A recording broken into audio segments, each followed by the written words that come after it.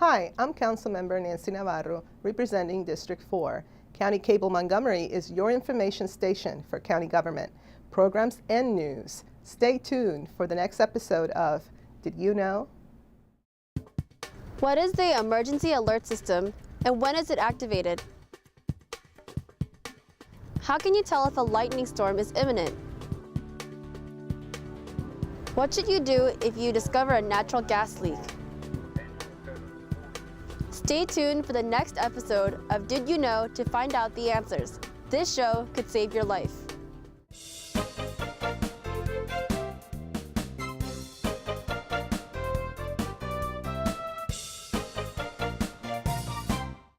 Hello, I'm Moran Lee.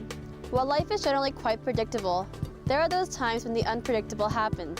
Right now, Pepco says about 37,000 outages. From hurricanes and blizzards, to water main breaks and school lockdowns, to house fires and animal bites, Montgomery County citizens have seen their share of emergencies. Which is why you need to be prepared, not only by having a supply of bottled water or a smoke alarm in the house, but the knowledge of how to react in an emergency. For example, if you're playing softball outdoors and a lightning storm suddenly hits, should you run for the car, under a tree, lie flat on the ground, or curl up in a ball? In this second part of a 3-part series, Montgomery County public safety experts will explain what to do in all sorts of life-threatening situations. At the end of the show, look for contact information. So get ready for Emergency 101.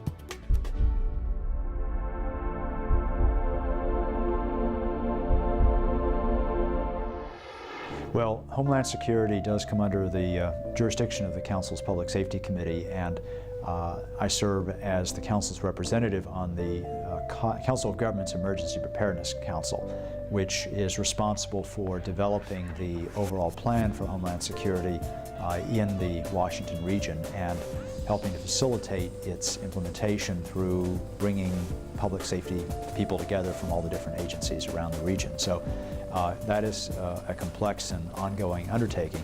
But because the Washington area, which of course includes us, is a potential high-risk area. We're one of the areas where we need to be well prepared because we have been struck before, and it's reasonable to think that we will be a target again. So we need to be prepared for all kinds of emergencies, not just terrorism though, which is a real threat, but also all kinds of weather emergencies, which are more common and which we've experienced a number of in the last few years, whether it's severe flooding or wind or power outages that can really put people at risk, and other potential problems. So I think the county does a good job. We have excellent public safety department leaders, and we're very involved in the region because terrorism and other emergencies don't respect artificial boundaries like county lines. So we do work as a region, but it is a continuing effort. We have to make sure that our radios are interoperable, which was a big problem at the World Trade Center on 9/11. So things like that, which are basic but complicated and expensive still. And then the planning and coordination that goes into evacuations, because if Washington, D.C. has an evacuation, of course it affects all the surrounding counties. That has to be coordinated.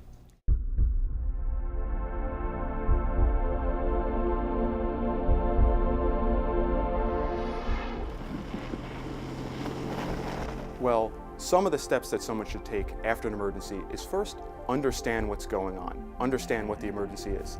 If that's a tornado, obviously getting low, getting in your basement. That's an important thing. If you're in your building, a center area of the building, if it's a tornado, away from the windows. If it's flooding, obviously with flooding, you don't want to be in your basement. You want to find higher ground. But I would say the first thing that anybody should do during an event is understand what's going on. Resist that urge to just evacuate. Because sometimes with an emergency, there are people that are injured, there are people that are impacted. If everybody during every event got in their cars to try and go somewhere, even if they're not in danger, what that does is it impacts the way the county can move critical resources to the people that maybe need it the most. So resist that initial urge, make good decisions, and then if you do need to, evacuate, but know what you're dealing with.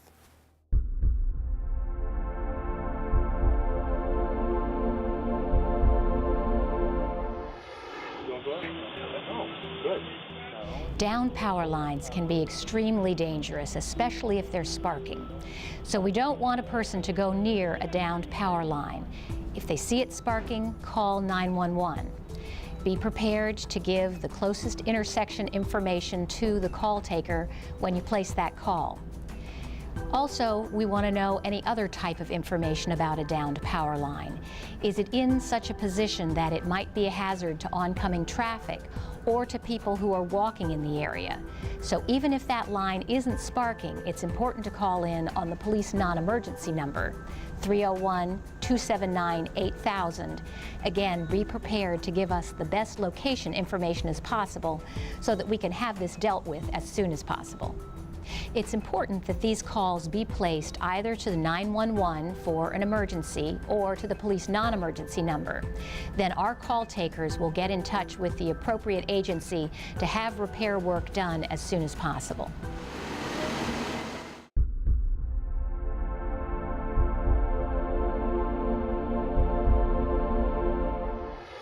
If you smell a strong odor of gas, especially inside a house, we recommend obviously that you immediately evacuate that home. The potential there is that this gas is going to find an ignition source. So at that point, we want you to get out of the home and call 911. The danger there, again, the ignition source, that way if you get the fire department on the scene, we have meters to better identify where the gas is coming from. At that time, we'll also include the utility company to respond to the scene, and then we'll be able to isolate it. Again, we do not want you to go in and try and find it. The danger is there's a pilot light. The also danger there, it might be some type of electrical switch that gets turned on. It's essentially finding an ignition source. So please, at that point, just get out of the house, call 911, especially a strong odor of gas in the home can potentially be very dangerous. We do have calls that involve strong odor of gas in the outside of a building or outside in the street. In that event, also you can also call 911. The danger is that there might be some type of broken outside gas main or service somewhere in the area. We need to further isolate that, only because, again, if for some reason the wind currents change and that takes it to an ignition source, that could be potentially be dangerous. So it is going to be a coordinated response with the fire and rescue along with the utility company to further isolate where this strong odor of outside natural gas is coming from.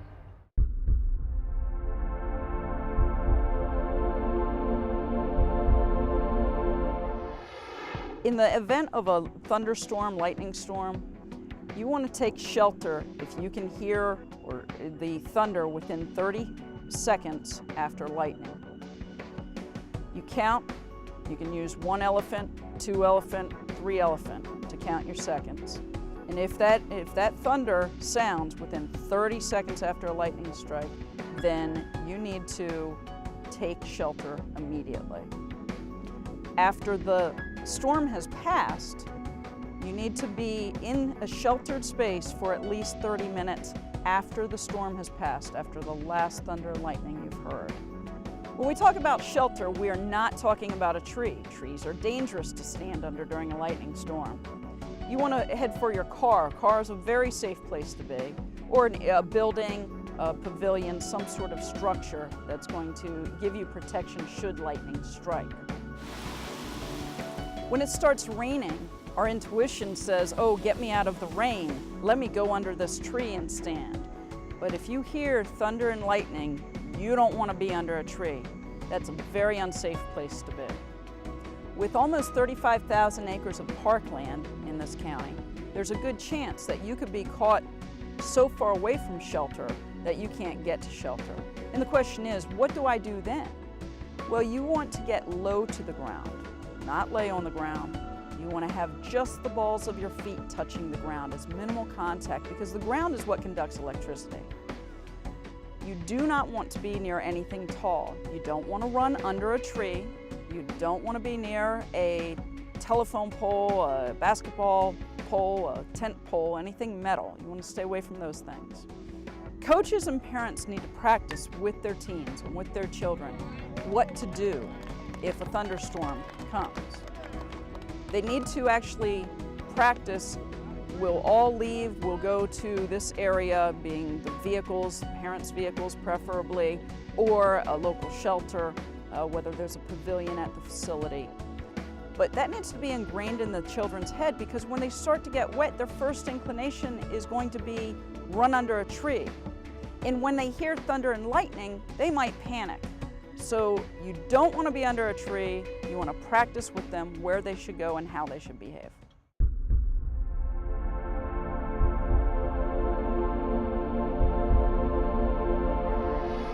A hurricane warning is actually issued 24 hours before an area is expected to receive winds that are hurricane force, which is 74 miles an hour or greater.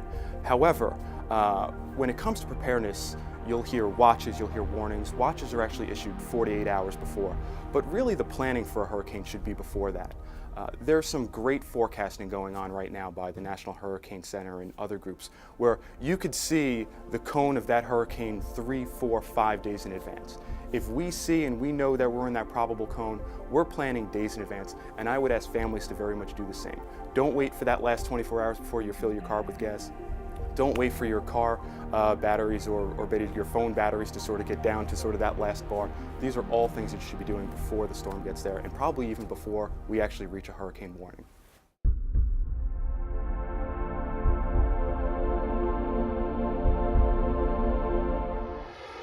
Age, it's as simple as that. Over time, the walls of a pipe get thin, and because they're aged, they break. WSSC has some pipe in the ground that's as old as 80 or 90 years. Now, when you add to that old pipe with the thinning walls, the temperature fluctuations that can occur in Maryland, sometimes in the winter, one day it might be 15 degrees and then the next day it could be 50 degrees. And that adds stress on an already thinning pipe and can make it brittle and it'll break. Lately though, we're seeing more water main breaks even in the warmer months, and that's because our pipe system is aging.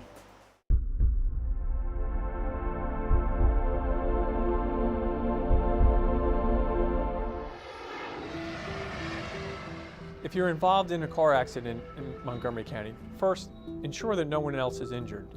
If someone is injured, call 911 right away and describe the injuries to the operator to get help to you as soon as possible. If no one is injured and the cars are inoperable, safely exit the vehicle and get yourself and any passengers to a safe point where you're out of the roadway. And then call either 911 or our non-emergency number, which again is 279-8000. If both cars are operable, move to the side of the road or out of the immediate roadway to allow other cars to pass by. You may then exchange information with the other driver. If you have any questions about the information or it doesn't appear to be accurate, you may call our non-emergency number again and an officer will assist you in exchanging the information. Again, make sure no one's injured, call 911. If the cars are inoperable, get to a safe area. And lastly, if the cars are able to be moved, get them out of the middle of the roadway to a safe point where you can exchange information. You may exchange information. If there's any doubts about the information, please call our non-emergency number and an officer will come to the scene to assist you. Once that's all done, you will return, call your respective insurance company and report the information that was given to you by the other driver. Your insurance company will then work with you to make the proper claims notifications.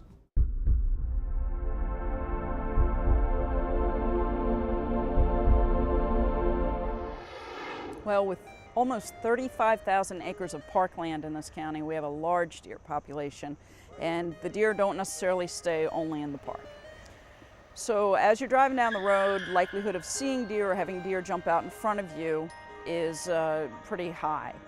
We ask that you keep your eyes open, you pay attention to the road ahead of you, and especially during the evening hours and during the rut season, the fall season, that you actually take extra precautions.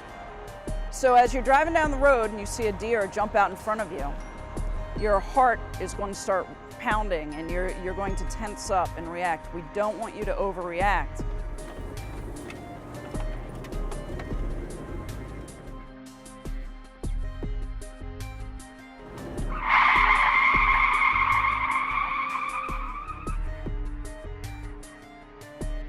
You'd rather hit a deer than a fixed object or oncoming traffic, so don't swerve. Stay in your lane. If you hit the deer, You can, recover from that much more easily than having a head-on collision. If you hit a deer and you are injured, you need to call 911 and get medical help immediately. If you're not injured, then you need to report it to your insurance company. Call 311 to get the deer removed from the road. If your vehicle is not drivable, you may need a police report. Again, if you call the police, we will come out and we will take a report. If it's on park property, you call 301-949-3010.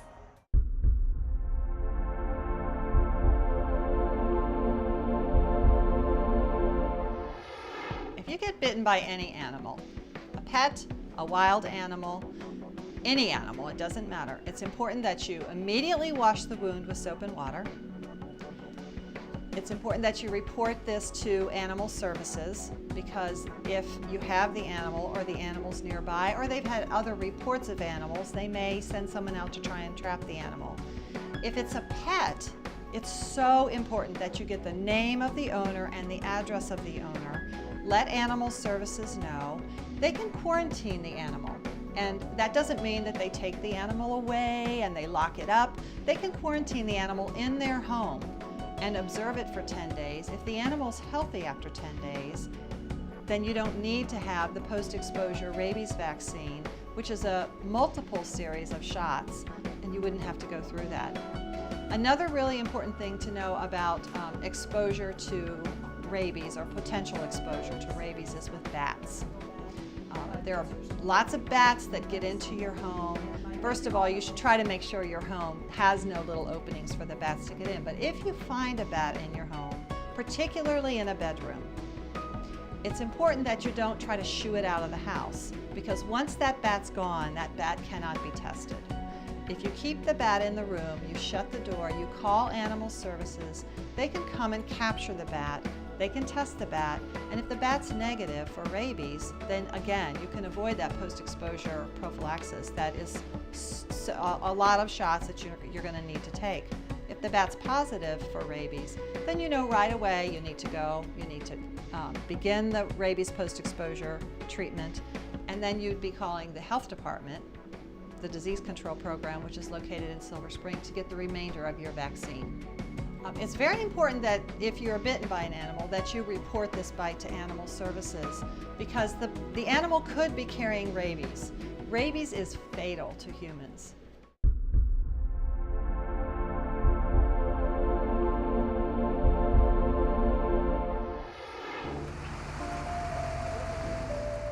We at Montgomery County Fire Rescue certainly recommend that every building, home, single-family home, business, doesn't matter, have some sort of a fire escape plan. Including in that plan should be obviously 2 ways out of the building or the home, to also include a meeting place outside so that everyone knows that everyone else in the building or in the home actually safely got out. And then when our units arrive on the scene, you can then report to us, hey, everyone's out of the building, or no, we're missing someone, and point us in the right direction, even though we search buildings and homes very systematically, but point us in the right direction where we might find that individual. You have to practice your plan. The plan is no good if you just write it on paper and then don't do anything about it. So we always recommend, after you develop your plan, again, home, business, wherever, is you practice it and put everyone through it. All clear.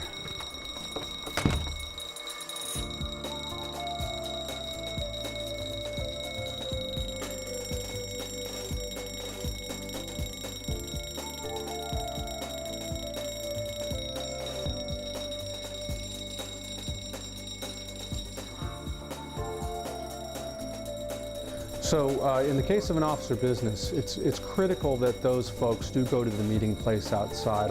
Unfortunately, what tends to happen sometimes, especially in inclement weather, is people like to go running for their cars and even driving away. And you need to understand the meeting place is there to protect you, so that if you're missing, your coworkers can report you missing. And likewise, you know, if you're there and we all know that everyone's safe, that helps us in fire rescue and puts us in a different operating mode. There have been, sadly, cases across the country where people have left in their cars, their coworkers didn't notice, reported them missing, and firefighters ended up dying, believe it or not. The other thing, obviously, if you're in a big building and there's 100, 200 of you trying to leave your parking garage or your parking space, everyone's trying to leave, and our fire trucks are trying to come in, and that creates an issue as well, which again delays help getting the people who need it and us putting the fire out. So once you develop your home fire escape plan, it's critical, of course, to make sure that your smoke alarms are working, because if your smoke alarms aren't working, you can't be notified that there might be a fire in your home, thus you can't implement your fire escape plan. Please check your smoke alarms a minimum of once a month to ensure they're working, and usually change the batteries in the alarms at least once a year. So if you want further information on how to develop a home escape plan, all that information is on our website, as well as for businesses.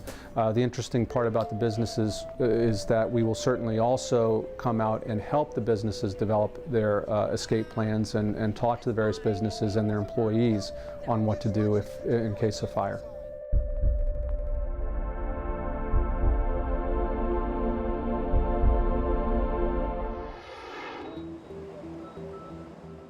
A boil water advisory could occur after a large water main break when the pipes have lost pressurization in the water and the potential for contaminants to enter the pipe exists. We issue a boil water advisory as a precautionary measure. It's not that we found evidence of contamination, but the potential exists and we want our customers to be safe. Now, WSSC works in conjunction with the Maryland Department of the Environment and the counties before we would issue a boil water advisory. Now, do keep in mind that a boil water advisory is different from a boil water order. A boil water order would mean that evidence of contamination has been found after a water main break and depressurization has occurred. Now, you also might ask, well, I'm going to boil this water, but really, why am I boiling it? What am I going to use boiled water for? And what we're really talking about is any water that you might consume, water that you drink, water that you use for cooking, water that you use to brush your teeth.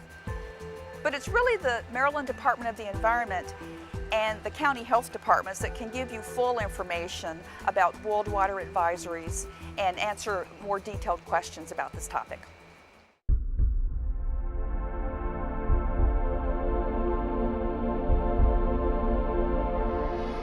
The emergency alert system is a system that actually interrupts both TV and radio to push out important information. Many of you may know it because they do regular tests, and every time it seems like something important is on TV, it sort of interrupts it. But the reality is, it is a great system to help push out information to the community.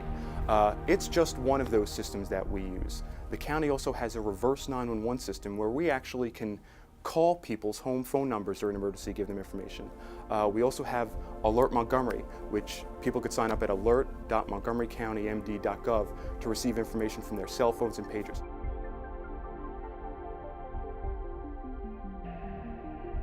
So you could see, we could send information for your TV, your radio, your home phone, your cell phone, your BlackBerry. There's plenty of information out there. We want to make sure you have the information you need. Some of these things you need to sign up for. We ask you to do that so we know that you could be prepared for any emergency. That's it for this episode of Emergency 101. If you'd like to watch part 1, please go to montgomerycountymd.gov/ccm and click onto On Demand Video. You'll find it under our show title, Did You Know? So here are the contacts I promised you. Thanks for watching and keep it safe.